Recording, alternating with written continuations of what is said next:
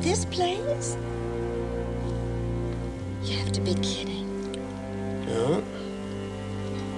But what happened to the broad green lawns and the servants in crisp white uniforms? Oakmore was the most beautiful estate in the county. I can't understand why my uncle has let it run down like this. Doesn't look to me like your uncle or anybody else lives here.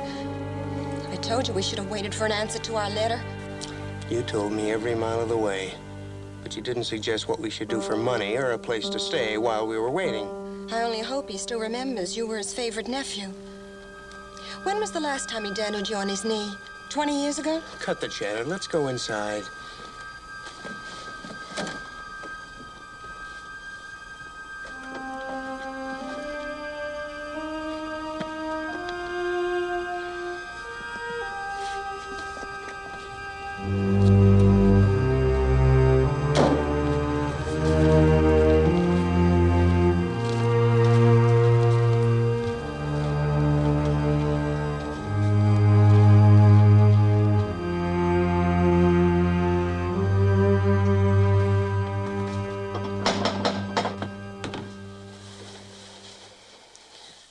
Getting dark. Let's go back to the village. I've got exactly $12 in my pocket. How long do you think that'll keep us? Well, it's obvious he doesn't live here anymore.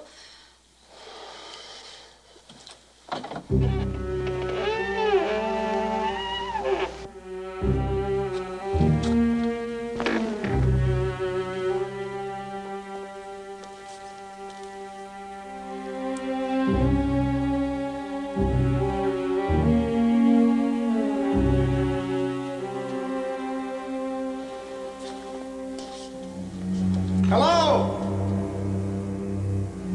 Anybody here?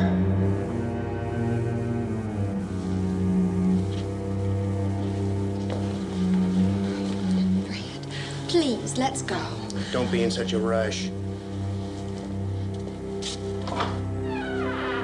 Hello, anybody here?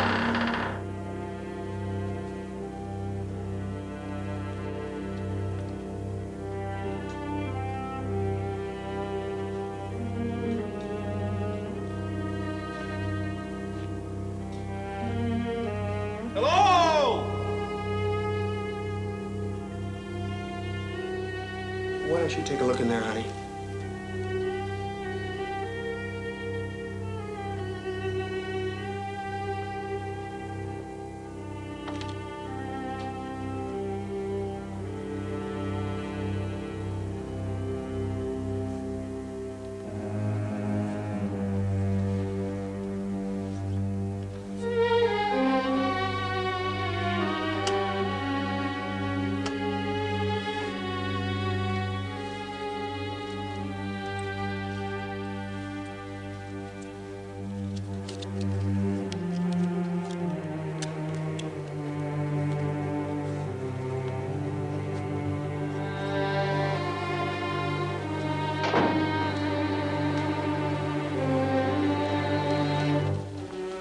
There's nobody in there.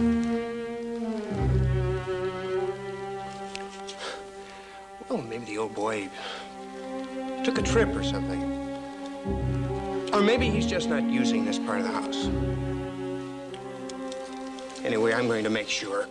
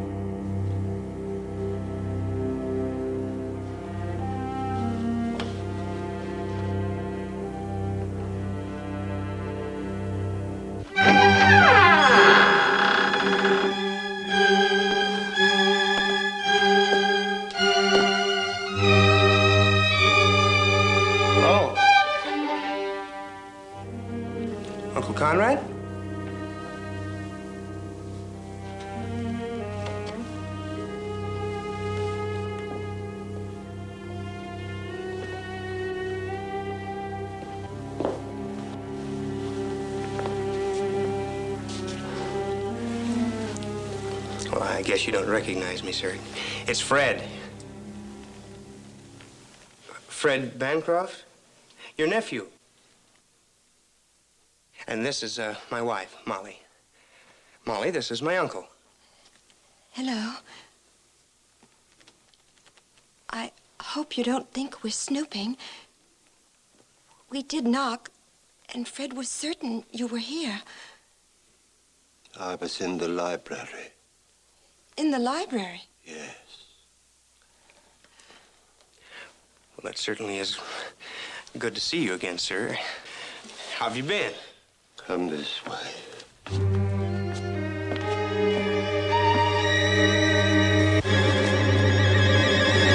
Fred, I looked in the library. He wasn't in there.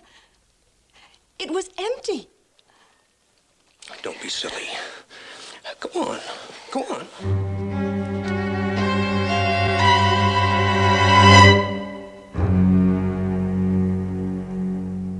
You know, there's something vaguely familiar about that Dr. Markesan. Creepy, sinister sort of chap, don't you agree? I have it. He's the kind of netherworld character who's forever popping up in nightmares. My nightmares, at any rate. But as for the doctor's young and apparently uninvited house guests, well, something tells me they'll soon regret disturbing the tomb-like serenity of this decaying old house. I dare you to guess what's in store for Fred Bancroft, as played by Dick York. And Molly, his charming but frightened young wife, as played by Carolyn Carney.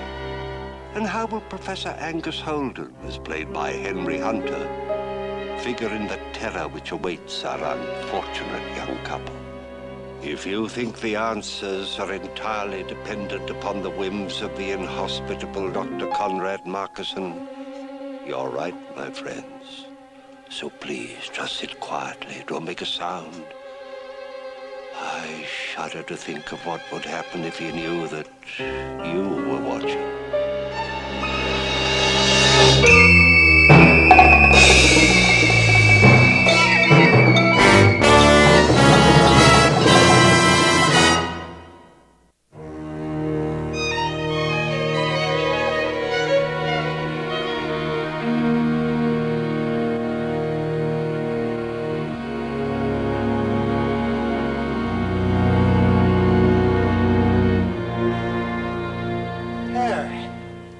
Do it. I hope we're not intruding. I thought I'd never get warm again. You know, we drove all the way from New York in that open car of ours, and we didn't want to see the sunshine.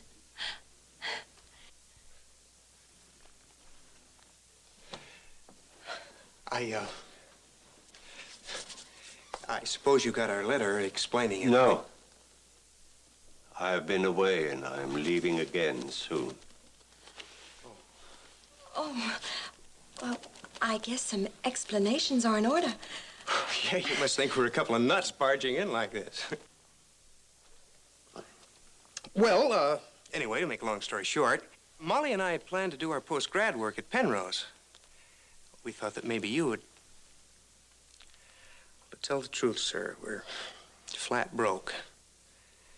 We need a place to stay until we find jobs. It would only be for a short time, Uncle.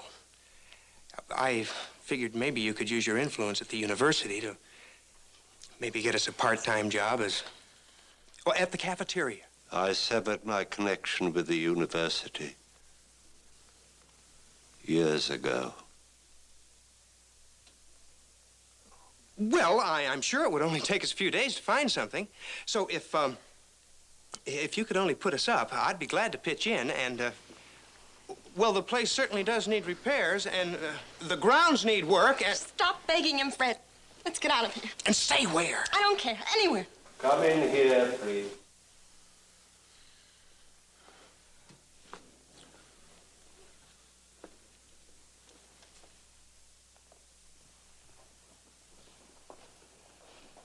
There is money here. You may take what you need. That's awfully nice of you, Uncle Conrad. But we're not beggars. What Molly means is that we couldn't take your money. We just need a place to stay for a few days. What you ask is impossible.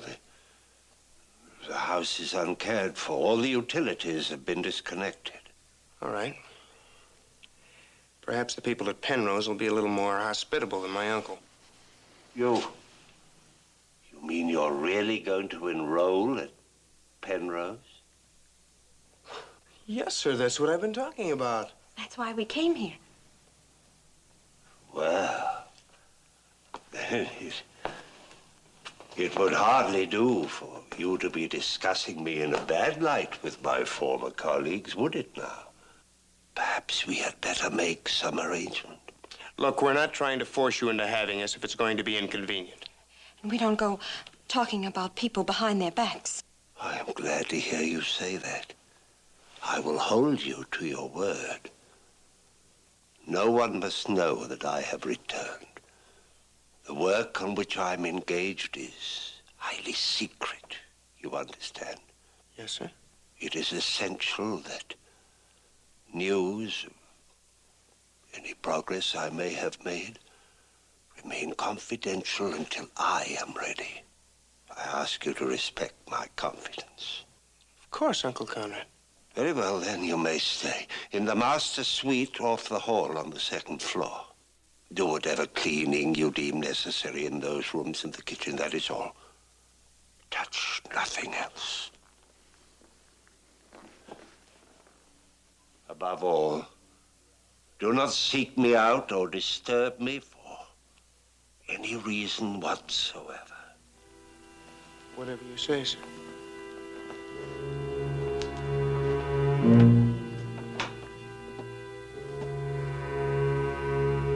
One more condition, and this is vital. I do not care to have you venture forth at night. You must either stay in those rooms from dusk until dawn, or leave the house entirely for the night. You understand?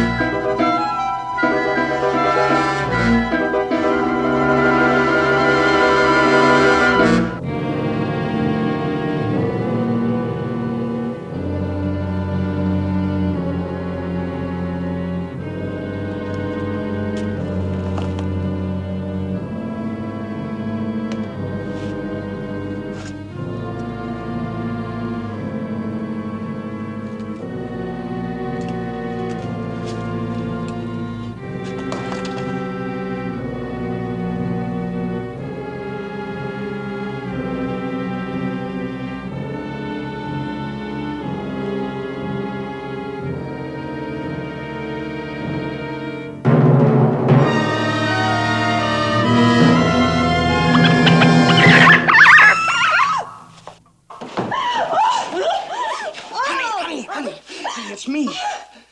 What's wrong? A rat jumped in my throat.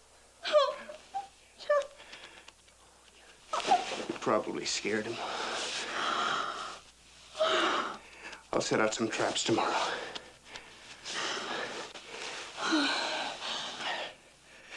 You all right? I'm not hungry tonight anyway. Well, that's good. Because there's not a crumb fit to eat. Everything's years old. Go and look for yourself. Look.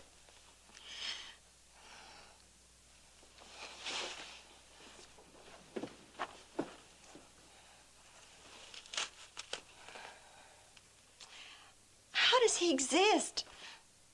What does he eat? Look, this kitchen, it hasn't been used for years.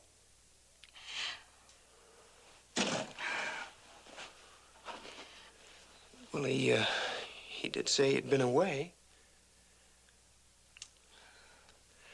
Let's take a look at our rooms.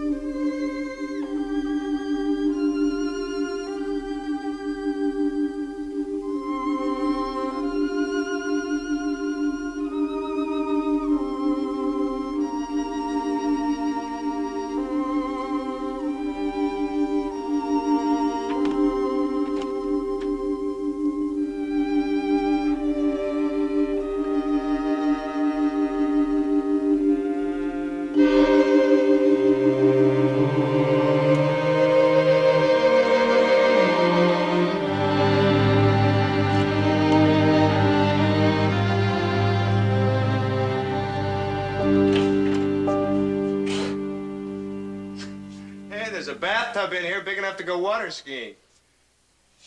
We'll have to turn the water on, though. Not too bad, huh? Well, it's dusty and it's damp. Good fire will fix that. There's somebody out there.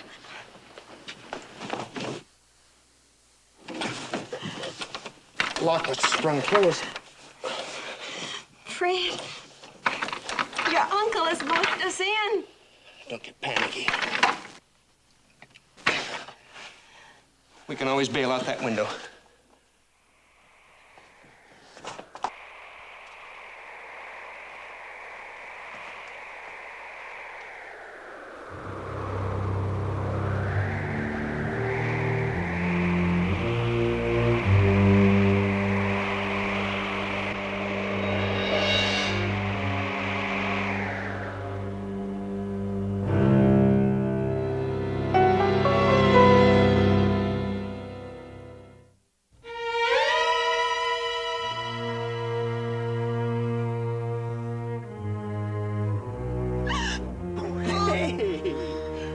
That's not a very complimentary good morning for a considerate husband. You scared me. Coffee. Oh, you wonderful, beautiful man.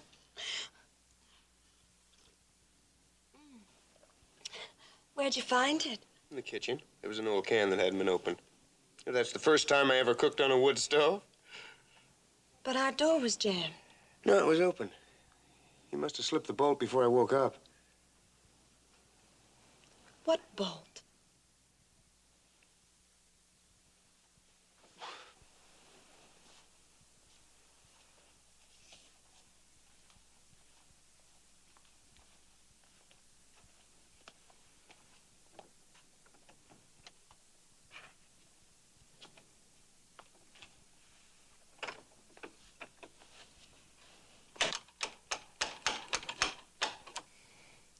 Then he did lock us in.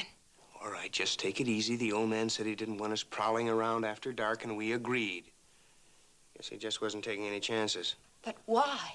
What's he hiding? What doesn't he want us to see? How the devil do I know? Here, drink your coffee and get dressed. I'm going to shave.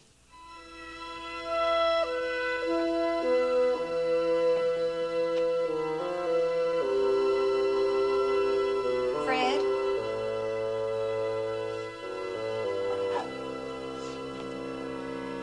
Yeah, honey. I looked in the hallway. None of the doors have bolts, just the master suite, and it's not a new fixture. Oh? Fred, there's something you're not telling me. All right, if you must know, my Aunt Lorinda was, shall we say, mentally disturbed for years before she died. My uncle refused to have her committed. She lived out her life in these rooms. At least that's how the family gossip goes. Why didn't you tell me last night? Because you would have panicked and spoiled everything. Well, you're darn right I would have. Whatever was wrong with your Aunt Lorinda doesn't excuse our being locked up in here like a pair of sheep. Honey, if it makes the old man happy to know that we're not roaming around the house poking into his keepsakes, doesn't hurt to humor him, does it? Well, suppose there's a fire some night. If you weren't the world's worst worry ward. Well, anything could happen in this place. All right. All right, I will take care of it. Now, why don't you go into the village and get us some food? In the meantime, I'll get started on the yard work. It's the family bankroll. $12. See how far you can make it stretch. Suppose we can't find jobs before this runs out, Fred. We will. Now, go on.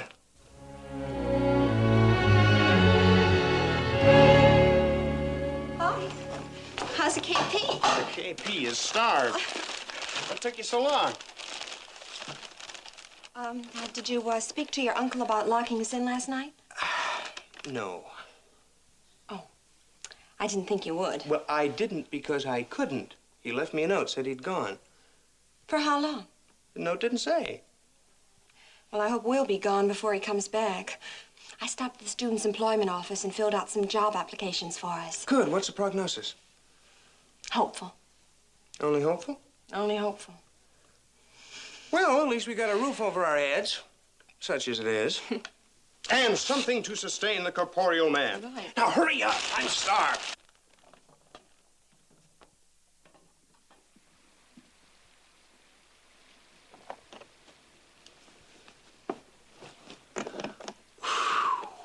Didn't realize I was getting so flabby.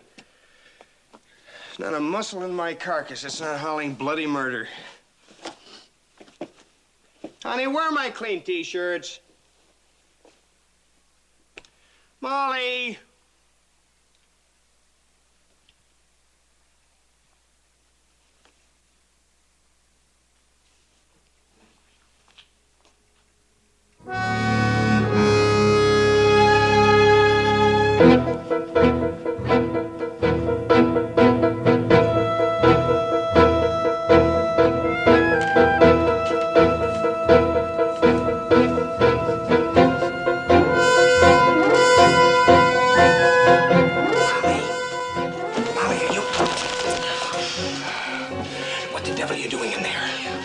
Something to read. I have to do something to get my mind off this place. Is this the best you can do, old newspapers? Well, if you'd rather curl up to a musty old science book, go help yourself. The library's full of them. Come on, it's already dark. We're supposed to be in our rooms. Have to break my arm? I ought to break your neck of all the stupid things to do. Well, what did I do that's so terrible? You know what happened if the old man ever caught you prowling around his library? Well, I don't know what he's so worried about. I doubt even Einstein can understand those books and papers of his.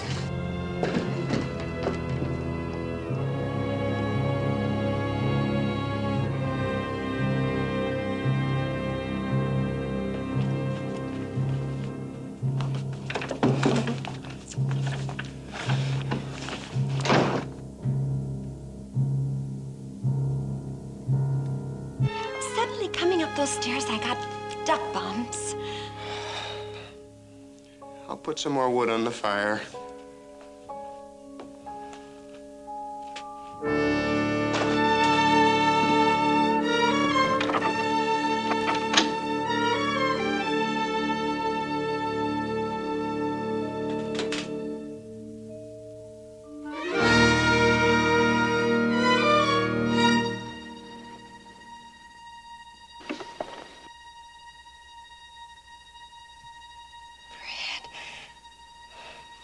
What? I didn't hear him out there. I mean, his footsteps. Did you? What difference does it make? Obviously, he's back and we're locked in again. What did you expect?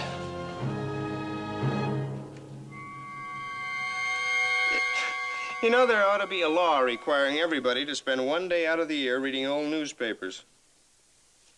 And you see what we were in such a sweat about a few years ago, it makes you laugh. Child's play compared to today's problem. Huh?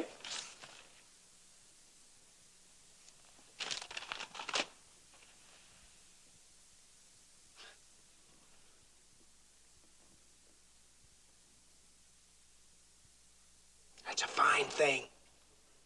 Here I am spouting profundities. You're flirting with the Sandman.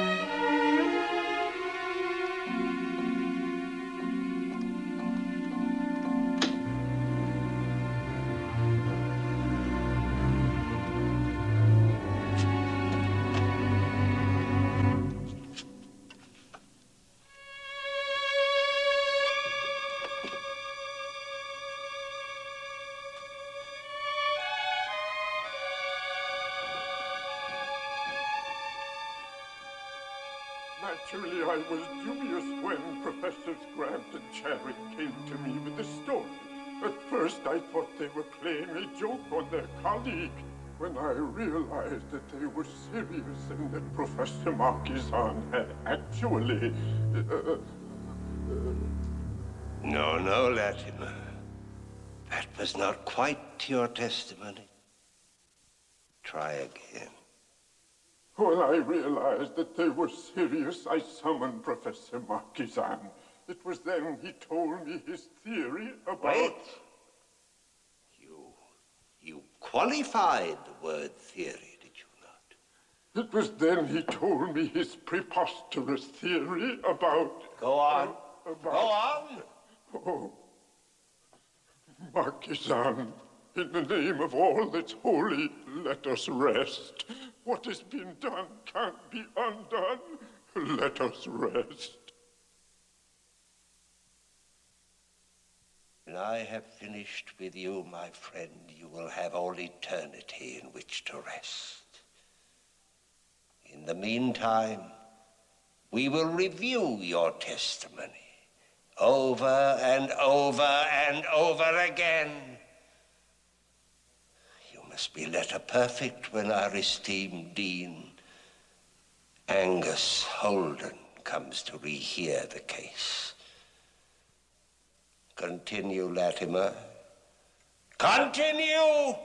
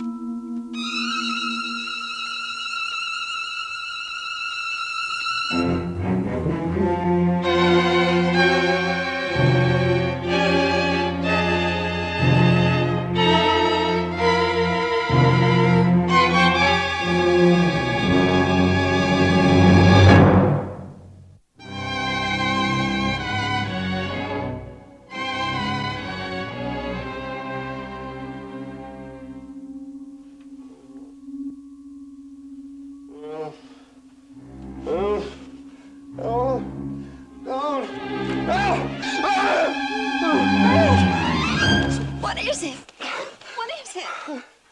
Darling, what's the matter? Please. Oh, I was dreaming. About what? My uncle and... It's 3 guests. Molly, he had guests last night.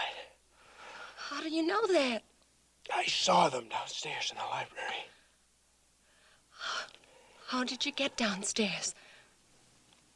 When you were in town yesterday, I rigged up a wire so I could pull that bolt from the inside. Why didn't you tell me? Because you were so darn sure I wouldn't do anything about us being locked in here. All right. I'm sorry I sandpapered your precious ego. Now, tell me what happened. Well, you were asleep. I heard voices downstairs. So I went to investigate. Please, come on, tell me. Molly, I saw them. My uncle and 3 men.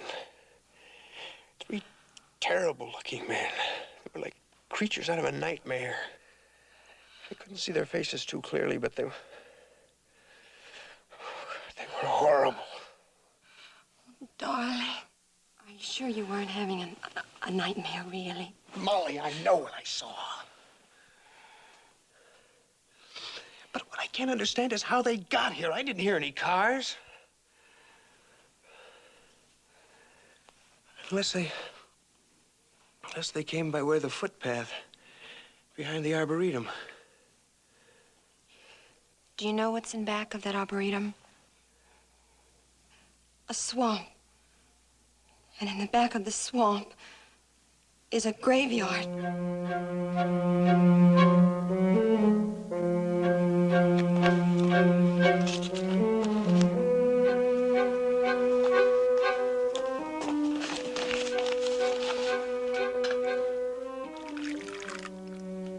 Fred.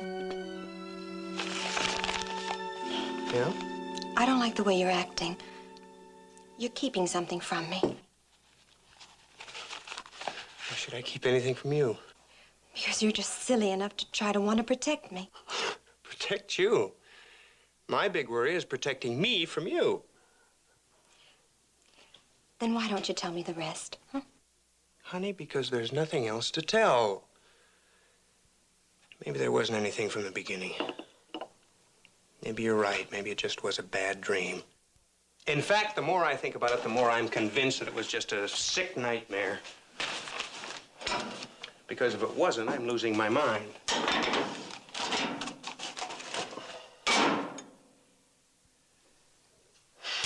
just can't understand what's happened to this place. There's something diseased about it. Fred. Mm-hmm? I didn't want to tell you yesterday because I didn't want to get your hopes up.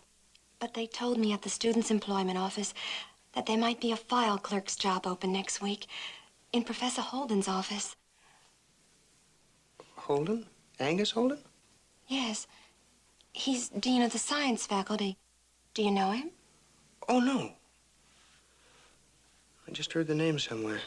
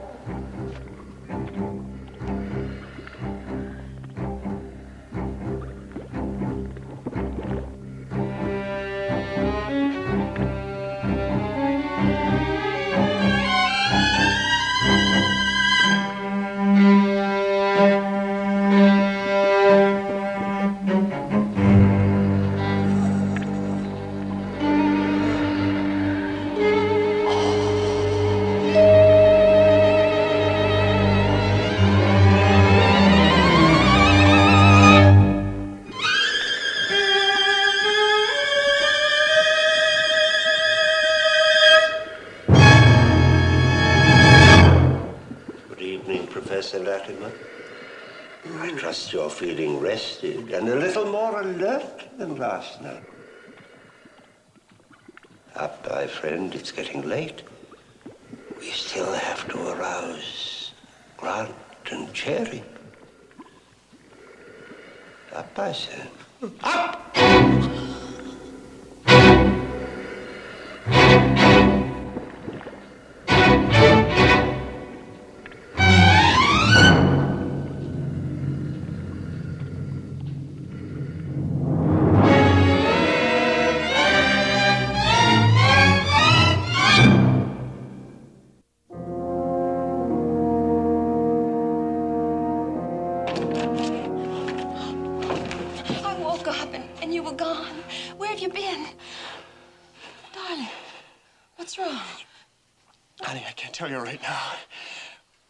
Professor Holden and bring him back here. Oh, you tell me now. What's happened? What did you see downstairs? I saw those same three men. And my uncle. Well, is that any reason to go rushing after a man you don't even know? Something horrible going on. Something unholy. I don't even know if I should believe what I saw. Professor Holden will know. He knows my uncle. He knows his work. That's why I gotta bring him back here. Now, Molly, I want you to lock that door from the inside. Don't let anyone in until I get back. Do you understand? How long will you be gone? Well, it's almost midnight now. I'll be back by 1 o'clock. Now, you stay in this room.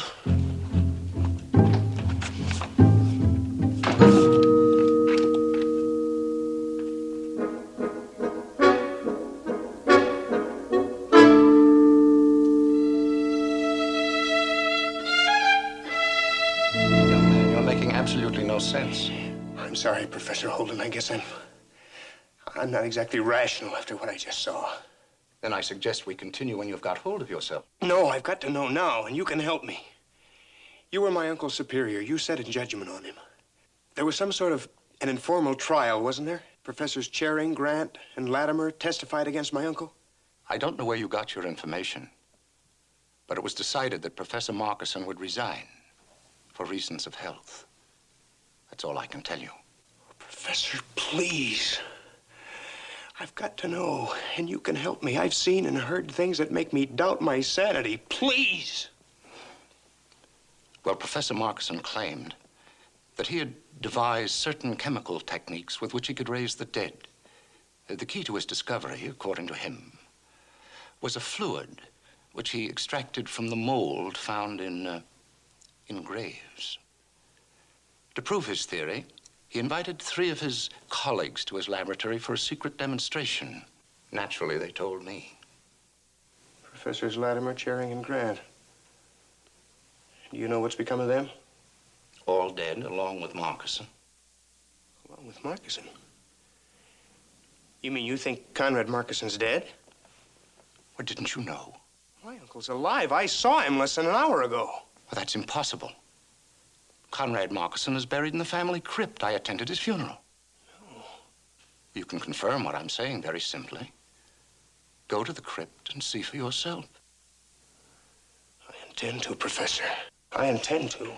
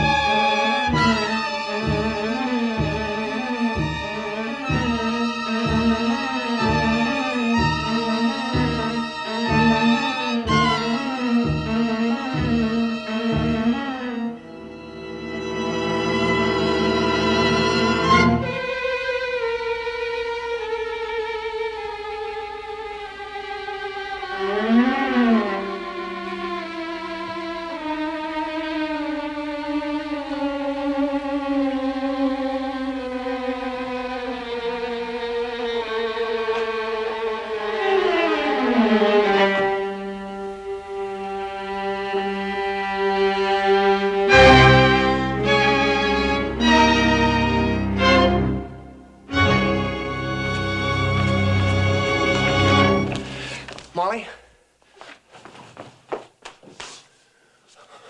Molly!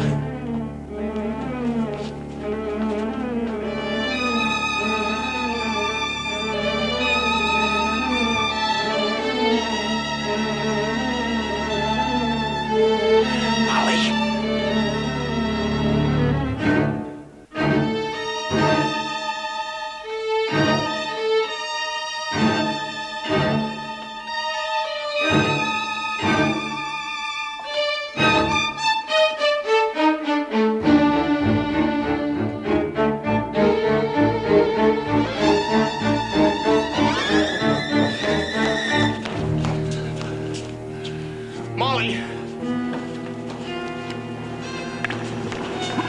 Molly?